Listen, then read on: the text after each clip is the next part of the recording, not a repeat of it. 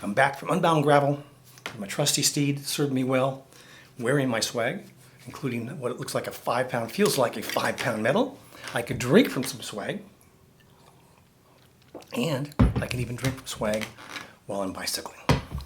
Now I'd like to talk to you a little bit about my journey, my, beautifully brutal or brutally beautiful day. Fantastic ride, a very difficult ride, but fantastic. I'll provide you a summary, but also follow that with recent studies indicating the relationship between exercise, routine exercise, and cancer survival. Yeah, I'm gonna keep pedaling as though my life depends upon it, because it may well. Let's begin with my experience at Unbound Gravel 2025. And we are off. There I am, somewhere in the middle of the pack. We start on pavement, soon hit the dreaded or loved gravel. And I start moving through the pack as best I can, leaning over my aero bars, getting comfortable for a long and difficult day. Here we go, lining up for a corner, around 20 miles. Again, somewhere in the middle of the pack. Moving as best I can. And here we are, another 15 or 20 miles down the road. There I am, beginning to line up for a corner.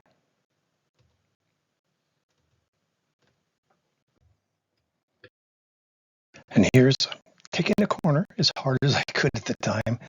We're probably 30 or 40 miles in at this point. And using my aero bars. Love those things. Got shifters on the front bars, wireless blip shifters with my SRAM, S-R-A-M drivetrain. And let's talk about climbing. There was a lot of climbing. The Ride with GPS file said there was about 3,200 feet of climbing, and my Strava file indicated more than 5,000 feet of climbing, much of it coming miles 60 to 90. Pumping up the hill, and finally cresting the top of that hill. At around the halfway point, coming to a corner and asking the person monitoring the corner, do I turn left or right? I made the right turn, the correct left turn, I should say, and happily kept pedaling. Best to rip or at least go around a corner at a decent speed. There I go. I made it around the corner. Finish line, 100 miles in, 108 miles in. Here I come. Happily crossing that line, doing my best to wave to the crowd, happy and tired. The slightly less thrilling topic, that is cancer. Here are my two favorite photographs from the day. Somewhere out, sort of lonely, some people there behind me, but doing my best, age 70, with cancer, looking, I think, not all that bad. Let's talk exercise and cancer. Let's talk prostate cancer and the typical marker for prostate cancer, that is the prostate-specific antigen, otherwise known as PSA, which is a protein that the prostate produces. The higher the PSA score on a blood test, the more likely it is that a man is suffering from prostate cancer.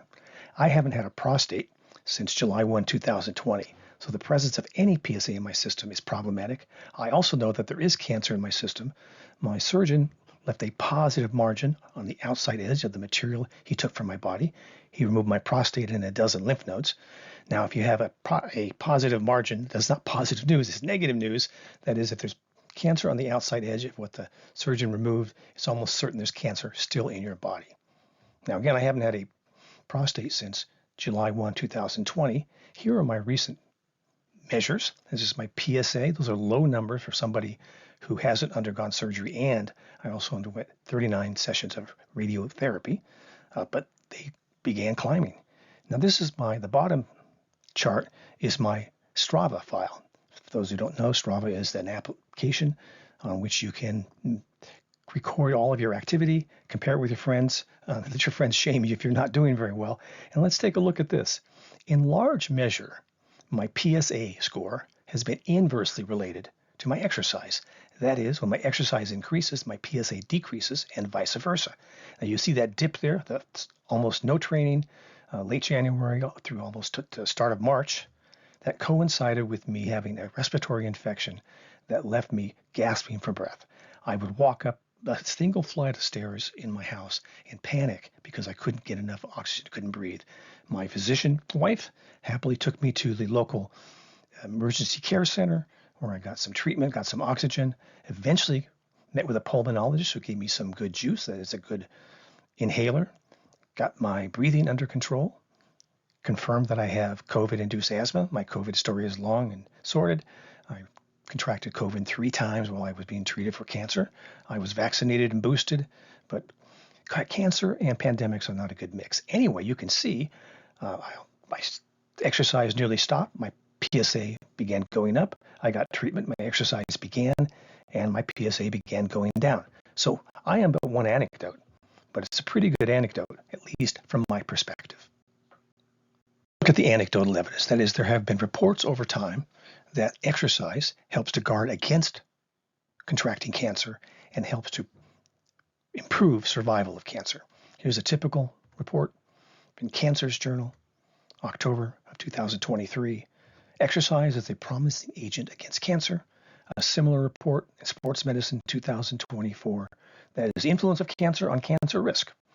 So we have these anecdotal reports, no detailed clinical studies, but good anecdotal evidence that exercise is helpful in combating cancer.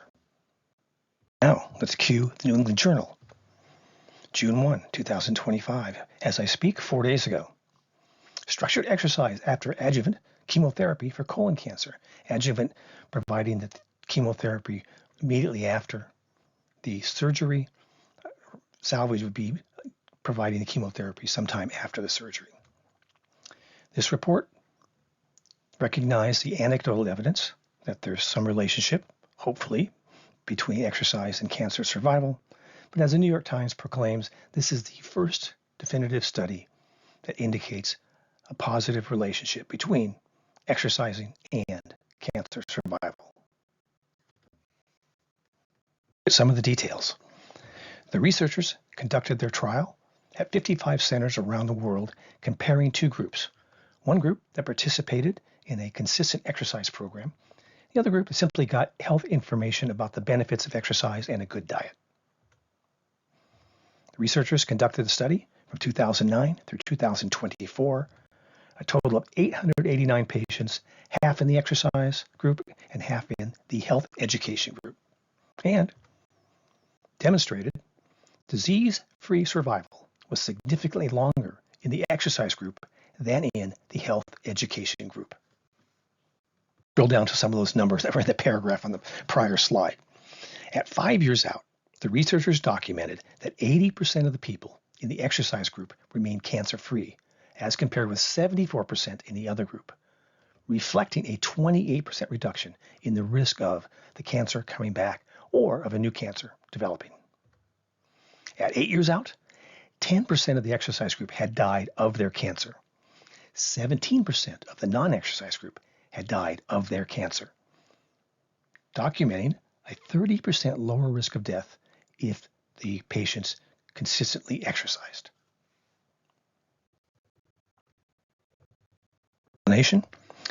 One of the physicians involved stated to the BBC that exactly why exercise has this beneficial effect is unknown. But ideas include the impact on the growth hormones, inflammation levels in the body, and how the immune system functions, which patrols the body for cancer. Or similarly put, we know that physical activity regulates several key biological processes that could explain these results, and further research will help us uncover why exercise is having such a positive impact. The bottom line, we now have definitive evidence of the benefit of exercise in cancer survival. And, say the physicians involved, there's no reason to limit these findings to the colon cancer that the patients involved in the study were experiencing. It should apply across the board, and in particular, some of the colon cancer patients also had either breast or prostate cancer, and exercise clearly helped with survival of those groups. So, says a Yale physician, Exercise as an intervention is a no-brainer and should be implemented broadly. And for me, I'm going to keep pedaling as though my life depends upon it, because it just may. So I'm going to pedal on and continue raving on, enjoying every single pedal stroke that life provides me.